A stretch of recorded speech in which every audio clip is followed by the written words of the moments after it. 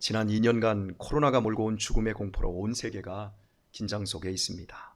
그러나 정작 무서운 일은 내전과 기근에 의한 굶주림으로 2초에 한 명씩 죽어가고 있다는 사실과 그 같은 처참한 사실을 감지하지 못한 채 우리나라와 같은 선진국들은 많이 먹어서 다이어트를 걱정하는 사람들이 너무나 많다라는 사실이 더 큰 무서움입니다.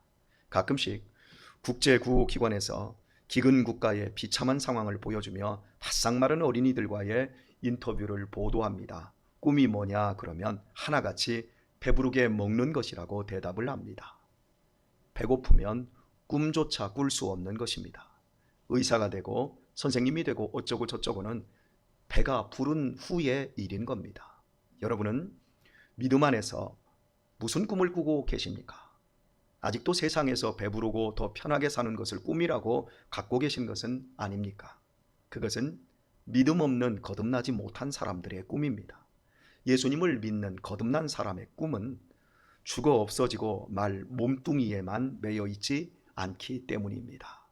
주님께서 요한복음 6장에서 당신이 생명의 떡이니 당신의 몸과 피를 먹어야 영생할 수 있다고 하실 때 사람들은 도대체 이해할 수가 없었습니다. 어떻게 사람이 사람 고기를 먹고 사람 피를 마실 수 있겠습니까? 상상조차 할 수 없는 야만적이고 비인간적인 행위 아닙니까? 그래서 사람들이 예수님을 떠나버립니다. 살아있는 인간이라면 누구에게나 가장 중요한 것은 먹는 것입니다. 먹고 배불러야 제대로 살 수 있습니다. 배가 불러야 꿈도 꿀 수 있을 뿐만 아니라 배가 불러야 예술 활동도 할 수 있고 배가 불러야 운동도 할 수 있습니다. 가장 기본적인 것, 가장 중요한 것, 그것이 바로 먹는 겁니다. 예수님을 따르고자 할 때 가장 중요한 것은 예수님의 말씀을 믿는 겁니다. 예수님을 믿는 것은 곧 그분의 말씀을 믿고 따르는 것입니다. 말씀을 믿지 않고 예수님을 믿는다라고 하는 건 거짓말입니다. 하나님의 구원의 뜻을 전하는 하늘의 말씀이 예수님의 말씀에 담겨 있기에 예수님의 말씀은 인간이 다 이해할 수가 없습니다. 그러나 예수님의 말씀을 믿어야 합니다. 무엇보다도 먼저 당신의 말씀을 믿는 것이 그만큼 중요하기에 예수님은 당신을 먹는 것으로 말씀하셨습니다. 내가 생명의 떡이다. 내가 생명의 밥이다. 너희가 나를 먹어라. 즉 믿는 것을 먹는 것으로 말씀하셨어요. 그만큼 중요하다는 거예요. 그분은 우리 모두의 구주이십니다.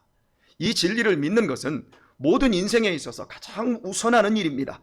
신앙에 있어서 가장 첫 번째가 예수님의 말씀을 고지곧대로 믿는 것입니다.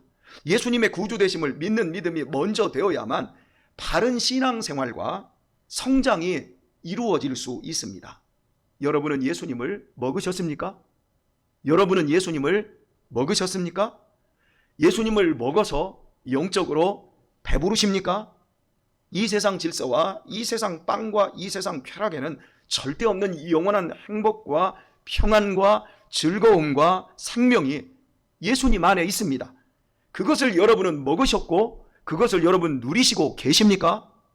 만약에 그것을 누리시지 못하고 있다면 여러분은 예수님을 못 먹은지도 모릅니다. 아니면 먹기는 먹었는데 체했는지도 모를 일입니다. 오늘 2년 만에 우리들이 하는 성찬식을 통해서 눈으로 보여지고 몸으로 느낄 수 있는 영적인 은혜를 다시금 회복할 수 있기를 예수님의 이름으로 간절히 권면드립니다. 고린도전서 15장 말씀은 부활절이라고 불리는데 오늘의 본문은 부활장의 결론 부분입니다. 앞부분에서 바울은 예수 그리스도께서 우리를 위해 분명히 죽으셨고 또한 분명히 부활하셨다고 밝히고 있습니다. 주님이 부활하심으로 사망의 권세는 궁극적으로 깨졌으니 더 이상 죽음의 공포에 매일 필요가 없다고 역설하고 있습니다. 부활이 없다면 우리의 믿음은 다 헛것입니다. 부활은 주님의 부활만이 아닌 첫 열매로 설명을 합니다. 첫 열매가 익으면 다음 열매 그 뒤에 막 계속해서 익듯이 주님의 부활은 첫 열매인 겁니다. 주님이 재림해서 새하늘과 새 땅이 임할 때에 우리도 다시 부활할 소망이 예수님의 부활이 약속하고 있습니다. 이런 사실들을 근거로 현재 우리의 삶에 대해 성경은 이렇게 증언하고 있습니다. 이 썩을 것이 불갑을 썩지 아니할 것을 입겠고 이 죽을 것이 죽지 아니함을 입으리로다. 이거 다 썩을 것입니다. 지금 이것이 썩어 문드러지고 있습니다. 아무리 좋은 것 팩을 해도, 아무리 좋은 걸 갖다 발라도 푸석해지고 있습니다. 이 썩을 것, 이 죽을 것이 결국 예수님 때문에 죽지 아니함과 썩지 아니함을 입을 것이라고 약속하고 있습니다. 사망이 끝이 아닙니다. 최종적으로 사망마저 멸망받을 것입니다. 그래서 우리는 부활을 바라보며 이렇게 외칠 수 있습니다. 사망아, 너의 이기는 것이 무엇이냐? 너의 쏘는 것이 어디 있느냐? 사망에 쏘는 것은 죄요, 죄의 권능은 율법이니라. 그러나 우리는 그리스도 안에서 이미 사망을 이겼느니라. 얼마나 멋집니까? 예수님의 살을 먹고 피를 마신 인생은 이렇게 당당하게 외치며 살 수 있고 죽을 수 있다는 것입니다. 그렇습니다. 우리는 그리스도 안에서 부활의 생명 받은 사람이기에 죽음 앞에서도 당당한 삶의 청지기로 살 수가 있습니다. 여러분, 물이 무섭습니까? 물이 좋습니까? 물을 무서워하는 사람은 절대 물에서 자유할 수가 없습니다. 돈이 무섭습니까? 돈이 좋습니까? 돈을 두려워하면 돈을 바르게 다스리지 못합니다. 죽음을 두려워하면 죽음을 바르게 관리할 수 없습니다. 인간의 가장 무서운 고통이 죽음이기에 그래서 죽음 앞에 모든 인생이 사족을 못 쓰고 떨며 죽어가고 있는 겁니다. 그러나 사망의 권세를 이기고 부활하신 그리스도의 생명을 받은 우리는 더 이상 죽음을 두려워하지 않아도 됩니다. 도리어 죽음을 존엄한 삶의 일부로 받아들일 수 있습니다. 죽음을 이긴 부활을 먹었기 때문입니다. 그래서 바울 사도는 말합니다. 그러므로 내 사랑하는 형제들아, 견고하며 흔들리지 말며 항상 주의 일에 더욱 힘쓰는 자들이 되라. 이는 너희 수고가 주 안에서 헛되지 않은 줄을 알미니라.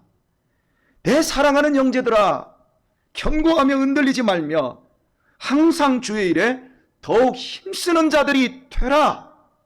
우리의 구원의 목표는 이 짧은 세상에 부귀영달이 아닙니다.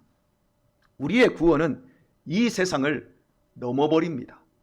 부활이 죽음을 넘듯 우리의 꿈과 삶도 죽음의 공포에 갇힌 이 세상을 넘어 저 영원한 곳에까지 확장된 것입니다. 그래서 견고하며 흔들리지 말며 항상 주의 일에 더욱 힘쓰는 자들이 될 것을 선포하고 있는 것입니다.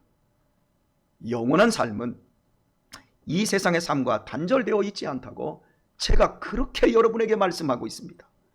여기에서부터 영원한 삶이 이미 시작되었다고 말씀드립니다. 그러므로 지금 이곳에서 영원한 소망을 향한 삶에 힘쓰지 않는다면 영원한 나라에 가서 거둘 것이 없습니다. 주의 일에 힘쓰는 정도가 아니라 더욱 힘쓰라고 말하고 있습니다. 그리도 힘썼던 세상 일은 죽음 앞에서 신기루로 끝나버립니다. 그리도 열심히 돈 벌고 직장일, 사업일은 열심히 하는데 주의 일은 등한히 하는 사람들이 너무 많습니다. 마지막 날, 이 땅 죽음이 찾아오는 그날 그렇게 힘썼던 세상 일은 모두 물거품처럼 사라지고 맙니다.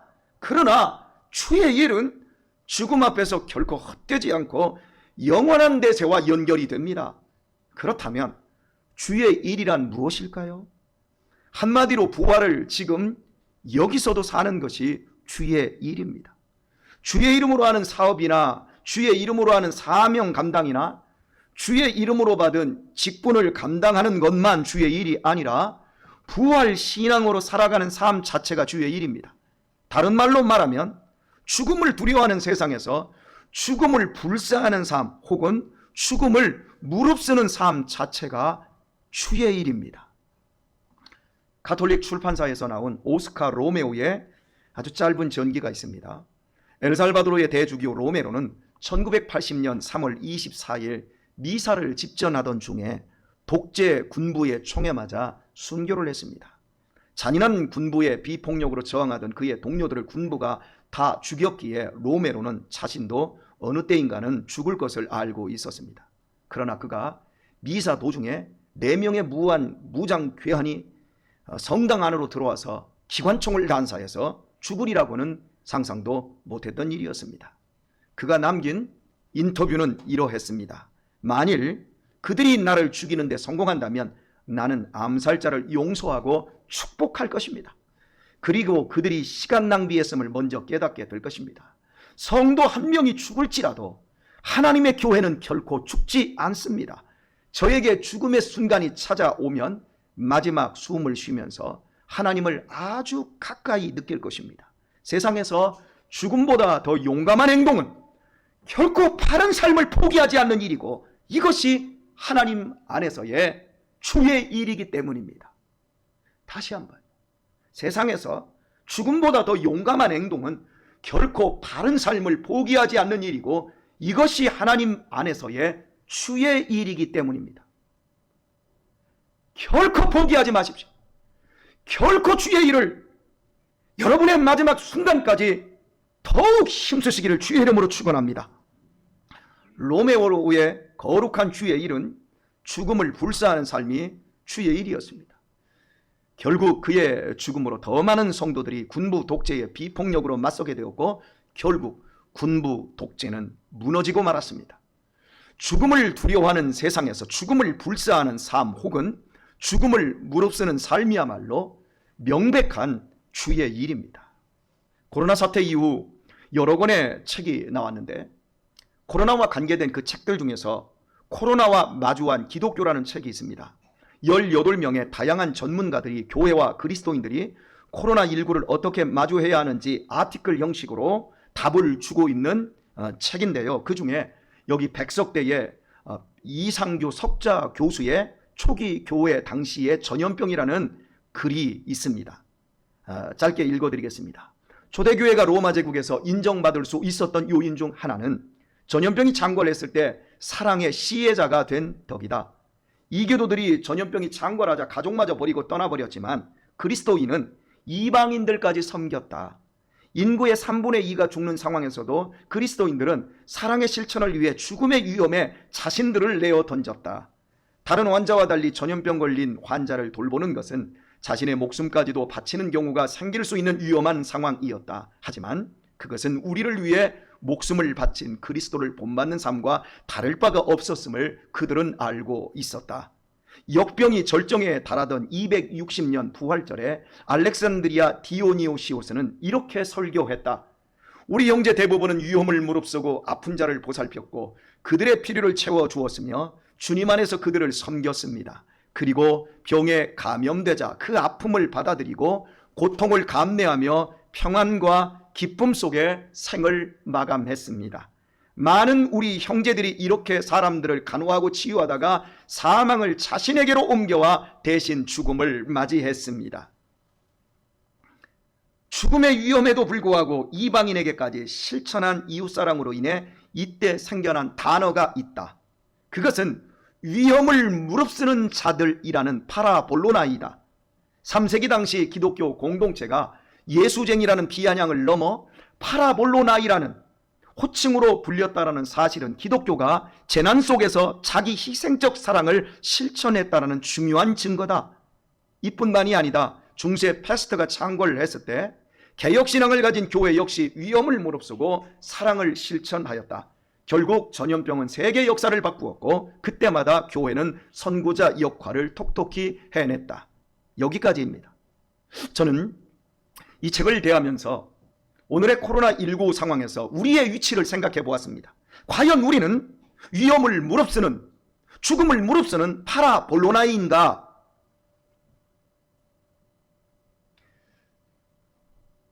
오늘은 눈이 잘 보여서요. 조시는 분들이 다 보이네요. 조시는 분들이 앞쪽으로 다 앉으신 것 같아요.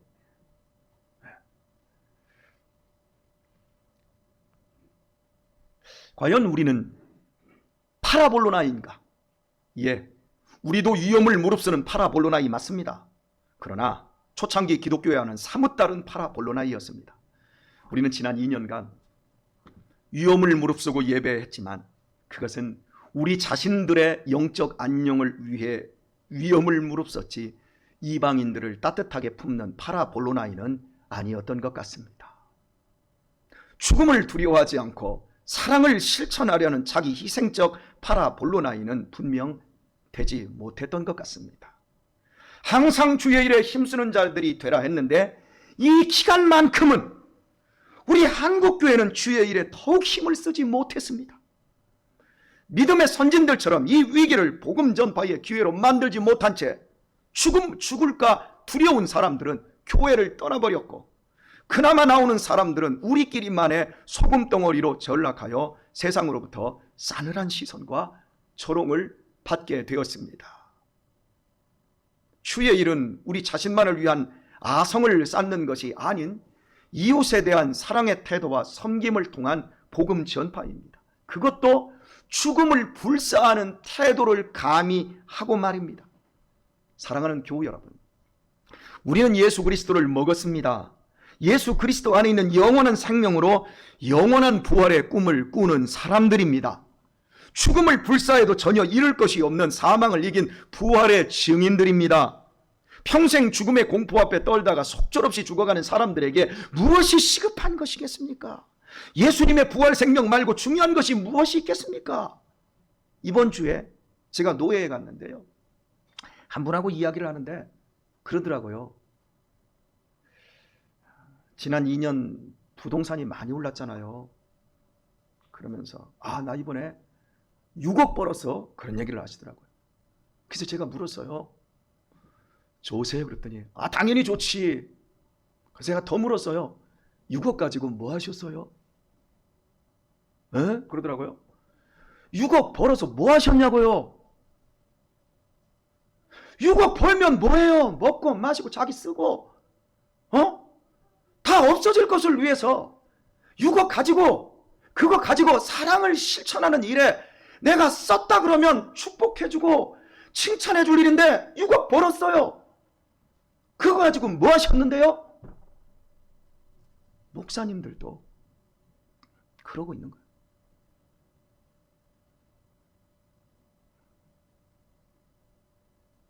사랑하는 교우 여러분, 예수님의 부활 생명 말고 중요한 것이 무엇이 있겠습니까? 이 죽음의 땅에서 예수님 믿는 것 말고 대체 무슨 해답이 이 세상에 있습니까?